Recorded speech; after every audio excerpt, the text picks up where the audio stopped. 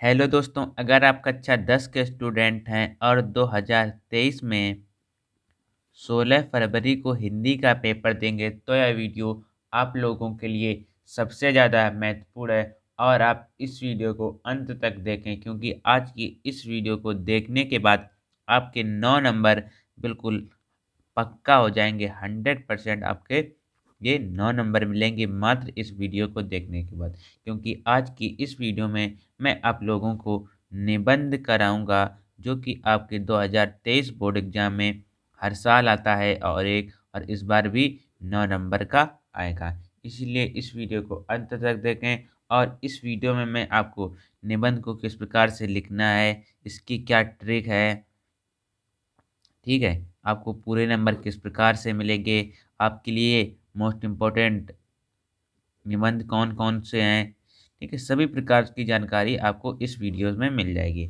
सबसे पहले हम जान लेते हैं कि हमारे क्लास 10 2023 के लिए मोस्ट इम्पोर्टेंट निबंध कौन कौन से हैं। ठीक है, क्या यूपी बोर्ड से 6, मैं आपको बता रहा हूँ 6 से 7 या 8 मान लीजिए, मोस्ट इम्पोर्टेंट निबंध 2023 के लिए 100% इन्हीं में से एक कोई निबंध आएगा। देख लेते हैं कौन कौन से हैं। सबसे एक हमारा जनसंख्या वृद्धि, जनसंख्या वृद्धि, ठीक है। उसके बाद अब आता है हमारा भ्रष्टाचार। अभी मैं आपको एक करके भी दिखाऊंगा किस प्रकार से करना है, ठीक है। जनसंख्या वृद्धि, भ्रष्टाचार, फिर सेकंड थर्ड नंबर आता है पर्यावरण प्रदूषण, और चौथा नंबर आता है आतंकवाद, पांचवा नंबर आता है खेल कूद का महत्व, और आता है विज्ञान का वरदान वरदान एवं अभिशाप, और एक और आपके लिए मोस्ट इम्पोर्टेंट है जो है कोरोना वायरस। ठीक है, कोरोना वायरस पर आप एक बार दोहरा लें, मतलब जो निबंध होते हैं उन्हें याद नहीं किया जाता है क्योंकि ये निबंध होते हैं जो 3 से 4 पेजों के बीच में लिखे जाते हैं। ठीक है, और इतना याद करना अच्छी बात नहीं है, अच्छी बात ही नहीं है, और इतना आप याद कर भी नहीं सकते क्योंकि इतना याद करने, जो निबंध याद नहीं किया, निबंध अपने ही मन से बना बना कर लिखा जाता है। जैसे कोरोना वायरस पर आ गया तो उसके क्या फ़ायदे थे, क्या नुकसान हुए, ठीक है, इस प्रकार से आपको हेडिंग बना बना कर लिखनी है। अभी मैं आपको सभी प्रकार की जानकारी बताऊंगा, ठीक है, इस प्रकार से आपको लिखना है। तो ये तो हो गया हमारे मोस्ट इम्पोर्टेंट निबंध। ठीक है, उसके बाद मैं आपको एक भ्रष्टाचार पर बता भी दे रहा हूँ किस प्रकार से लिखना है, और उसकी ट्रिक भी बता दूंगा उसी के साथ साथ बताते बताते। सबसे पहले देख लेते हैं, ये हमारा है भारत में भ्रष्टाचार की समस्या। वही बार बार क्वेश्चन पूछेगा, भ्रष्टाचार या भारत में भ्रष्टाचार की समस्या, समस्या, ठीक है। इसी प्रकार से वो बार बार इसी क्वेश्चंस को ऐसी मतलब बदल बदल के पूछ देगा, थोड़ा सा घुमा देगा और यही क्वेश्चंस आएगा। इसी प्रकार से आपको लिखने होंगे, ठीक है, इन आपको याद नहीं करने। सबसे पहले जैसे यहाँ से आपको जो कॉपी हमारी मिलती है कुछ इस प्रकार से, एक सेकंड रुक जाइए। इस प्रकार से जो आपके बोर्ड एग्जाम में कॉपी मिलती है उस पर आपको किस प्रकार से यहाँ पर डालना है, ठीक है, क्या प्रश्नोत्तर संख्या जो भी हो आपकी प्रश्नोत्तर संख्या डाल लेनी है। उसके बाद जैसे यहाँ पर लिखा है आतंकवाद का कारण एवं निवारण, ठीक है, तो आप यहाँ पर चाहें जो भी आप इन चारों में से आता हो, 4 या 5 आते हैं आपके, उनमें से जो भी आपको आता हो वो यहाँ से ब्लैक पेन से लिख दें, ठीक है। उसके बाद जैसे आपको भ्रष्टाचार पर आ रहा है तो भ्रष्टाचार पर लिख दें, आतंकवाद पर आ रहा है तो आतंकवाद पर लिख दें, जनसंख्या विस्फोट पर आ रहा है जनसंख्या विस्फोट पर लिख दें, विज्ञान का वरदान है व्यवसाय उस पर आ रहा है, मतलब आप जिस पर भी आ रहा है उस पर लिख दें। लिखने के बाद आपको क्या डालनी है, रूपरेखा, दिख रहा होगा आपको, रूपरेखा डालनी है। ये क्या होती है, इसमें आप जो हेडिंगें लिखेंगे उसको डालना है। अगर ट्रिक क्या है, अगर आप 9 हेडिंगें बना सकें तो आपके 9 नंबर बिल्कुल 100% गारंटी के साथ में आपके निबंध में मिलेंगी। क्या करना है कि जो रूपरेखा में 9 हेडिंगें हमें बनाना है। 9 हेडिंगें बनाना आसान नहीं होता है बोर्ड एग्जाम में, ठीक है। अगर 9 हेडिंगें बनाएंगे नहीं बनाएंगे तो आप नंबर एक से आधा नंबर कट सकता है, ठीक। अगर आप 9 हेडिंगें बना देंगे और आपकी थोड़ी राइटिंग अच्छी होगी तो आपके 9 में से 9 नंबर पूरे मिलेंगे, ठीक है, ठीक है।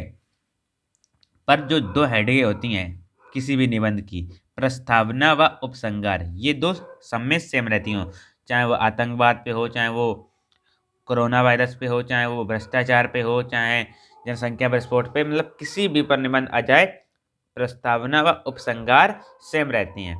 क्योंकि प्रस्तावना में हमें बताना होता है कि वह चीज़ क्या है, कहाँ से शुरुआत हुई, ठीक है, और उपसंहार में हमें लिखना होता है कि इस सबसे क्या निष्कर्ष निकल के आता है।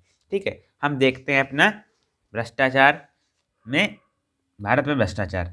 सबसे पहले रूपरेखा डाल दी। क्या डाला है रूपरेखा में? प्रस्तावना भ्रष्टाचार के विधि रूप। और जैसे आप विधि रूप है इसके भी भाग कर सकते हैं, या तो आप न इसके यहाँ पर हेडिंग डाल लें, या आप इसके भी भाग कर सकते हैं, तो भी आपके नंबर नहीं कटेंगे। जैसे आप यहाँ पे बोल दिया आतंकवाद, जैसे यहाँ पर डाल देता है भारत में आतंकवाद न डालकर आतंकवाद डाल देगा, फिर बीच ही में बना देता है हेडिंग एक भारत में आतंकवाद, तो भी वैसा ही रहता, सही रहता। इस प्रकार से करना होता है। फिर जैसे प्रस्तावना में क्या लिखा है देख लेते हैं। भ्रष्टाचार में, भ्रष्टाचार देश की संपत्ति तथा आपराधिक दुरुपयोग है। कैसा है? आपराधिक दुरुपयोग है। भ्रष्टाचार का अर्थ भ्रष्ट धन आचरण, मतलब भ्रष्ट आचरण, अर्थात नैतिकता और कानून के विरुद्ध आचरण है। इस प्रकार से आपको अपना बना बनाकर सारा लिखना होता है, और आपको किसी भी निबंध को याद नहीं करना है। इस बात को आपको ध्यान रखना है। उसके लिए आप हेडिंगें याद कर सकते हैं, या आप लिखने की प्रैक्टिस कर सकते हैं, जिससे कि आपको बनाने की कैपेसिटी बढ़ जाए। मतलब आप अपना अपने आप आपका दिमाग धीरे धीरे बनाने लगेगा। आप जैसे 2 से 3 निबंध कुछ देख के लिख लें, फिर देख के जब आप लिखेंगे तो आपका जो माइंड होगा वो एक पैटर्न बना लेगा कि हाँ, इस प्रकार से हमें निबंध लिखना होता है। ठीक है, उसी प्रकार से आपका माइंड चलने लगेगा और आप बना बना कर लिख देंगे। बस आपको हेडिंगें चेंज करनी होती है। जैसे भारत में भ्रष्टाचार है, तो यहाँ पर प्रस्तावना ये 2 सेम रहेंगी। भ्रष्टाचार के विधि रूप, भ्रष्टाचार के कारण, भ्रष्टाचार दूर करने के उपयोग। जैसे हमारा आ गया आतंकवाद पर, तो क्या आएगा? आतंकवाद से रिलेटेड, आतंकवाद का अर्थ क्या है, भारत में आतंकवाद है का कारण क्या है, आतंकवाद का निवारण क्या है, मतलब हम इससे किस प्रकार से बच सकते हैं। या कोरोना वायरस पर आ गया, कोरोना वायरस, ठीक है। प्रस्तावना और उपसंहार, दो, सबसे पहले प्रस्तावना डलती है हेडिंग, और अंत में उपसंहार डलती है, ये आपको याद रखना है। ठीक है, जैसे कोरोना वायरस पर आ गया तो इसका क्या निवारण है, इसके क्या फ़ायदे हुए, क्या नुकसान हुए। जैसे फ़ायदे क्या थे, जैसे हमारे जो नदियाँ थीं वो साफ़ हो गए, और नुकसान क्या हुए, तो नुकसान भी आप लिख सकते हैं, जो भी आपके इससे किस प्रकार से बचा गया, किस प्रकार से बचाएँ करें, क्या-क्या हमें किन-किन बातों का ध्यान रखना चाहिए। ठीक है, इन सभी बातों का आप लिख दें अपने, और आपको अपने जो निबंध लिखना है उसे 3 से 4 पेजों में लिखना है। या आप जैसे आपने 9 हेडिंगें बना ली, ठीक, जैसे यहाँ पर हमने प्रस्तावना हेडिंग बनाई, 1 मिनट दिख रहा है, देख लें 1 मिनट। जैसे हमने बनाई प्रस्तावना, तो आपको क्या करना है, इसको ब्लैक पेन से डालना है, डार्क वो पेन ब्लैक कलर का, या आप स्केच से भी डाल सकते हैं। उसके बाद आपको इसमें 2 से 3 लाइनें लिखनी हैं। 3 लाइनें लिखनी है, पर 3 लाइनें तब लिखनी है जब आप 9 हेडिंगें बना रहे हों। अन्यथा आपको 5 से 6 लाइनें सब में लिखना है। ऐसे 6 हेडिंगें बनाई तो आपको 6 हेडिंगें सब में लिखना है। अगर आप 9 हेडिंगें बना रहे हैं तो 3 से 4 लाइनों में लिख सकते हैं बस। फिर आपका 3 पेज भर जाएँगे आसानी से। ठीक है, बस इस वीडियो में इतना ही। और आपको किसी भी टॉपिक या किसी भी चैप्टर या किसी भी सब्जेक्ट से रिलेटेड कोई भी दिक्कत आ रही हो, तो आप हमें उसे कमेंट बॉक्स में पूछ सकते हैं।